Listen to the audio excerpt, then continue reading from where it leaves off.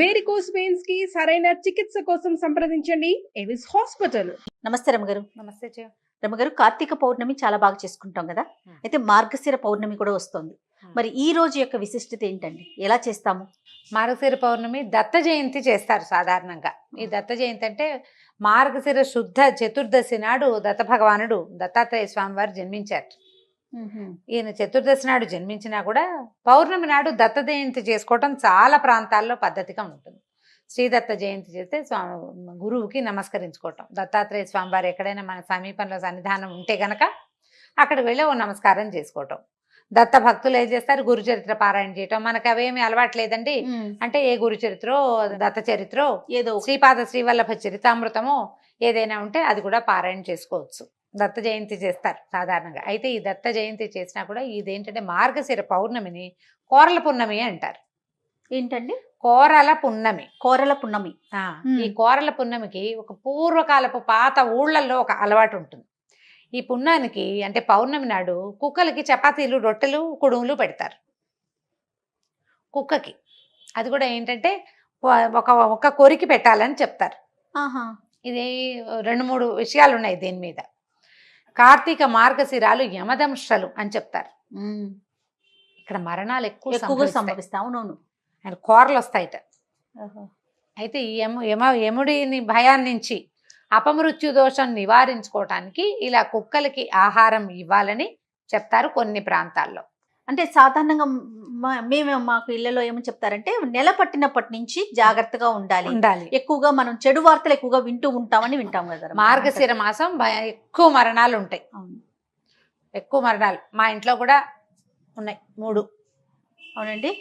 మార్గశిర మాసమే మా నాన్నగారు పోయారు. మా పెద్ద బాబా, మా ఆఖరి మా 3వ బాబా వాళ్ళు మార్గశిర మాసమే. మార్గశిర మాసంలోనే ఎక్కువ దుర్వార్తలు వింటుంటారు. ఏదైనా అనారోగ్యం ఉన్న వాళ్ళు ఈ సమయం వచ్చేసరికల్లా కాసుకోలేకపోతారు, ఆగలేకపోతారనమాట. భరించద్దు, ఈ చలిని వాటిని భరించద్దు కొంచెం అట్లా చెప్తారు. పూర్వం నుంచి ఉంది. డిసెంబర్లో మనం దుర్వార్తలు ఎక్కువగా వింటాం.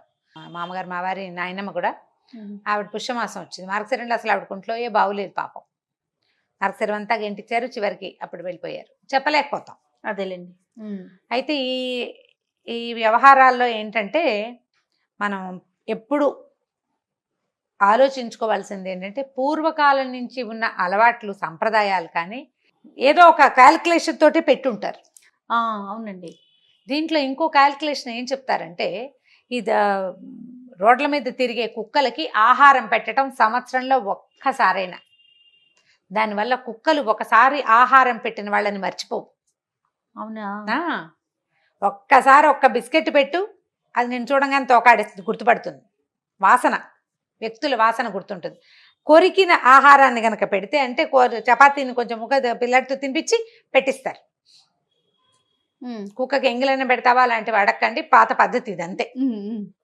ఈ పెడితే ఇవన్నీ కూడా ఏంటంటే మన ఇంట్లో పెంచుకునే దానికి కాదు, రోడ్డు మీద ఉన్న వీధి కుక్కలకి పెట్టిస్తారు. ఇక ఆ కుక్క వాడికి అరవదు, వాడిని ఏం చేయదు, ప్రమాదాలు తగ్గిపోతాయి.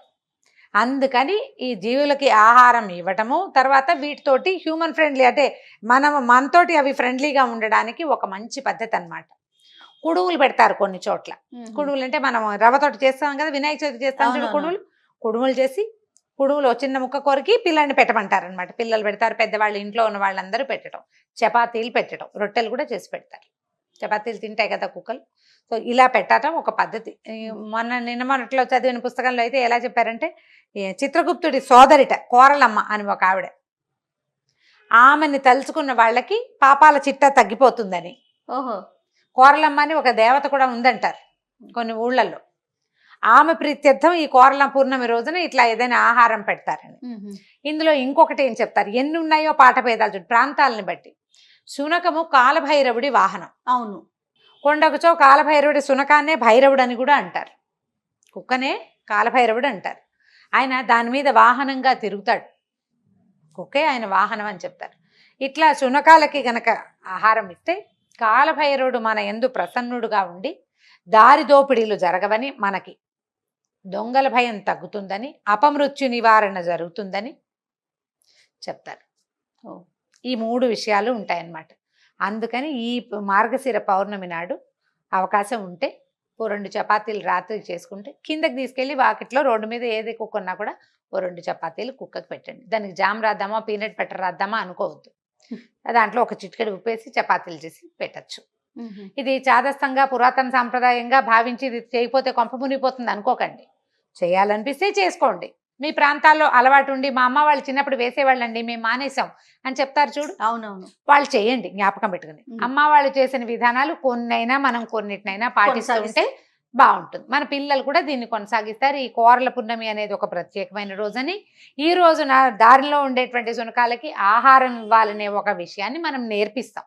అంతే, జంతువుని ప్రేమించటం, జంతువుని ప్రేమించడమే కదా, అందులో ఇంకా తప్పేం లేదు. కాబట్టి ఈ పౌర్ణమి నాడు ఈ పని చేయొచ్చు.